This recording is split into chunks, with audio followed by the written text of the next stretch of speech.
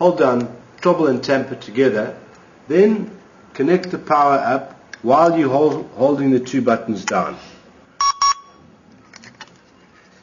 You'll see that the trouble and tamper will be now flashing together, indicating that you're in programming mode D, which are your output switch ports.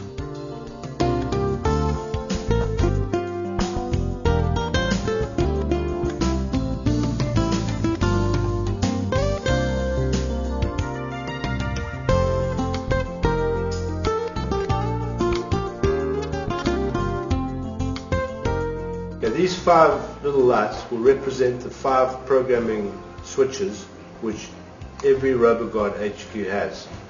Okay. I've linked them up and connect them up via the output switch plug at the back of the HQ.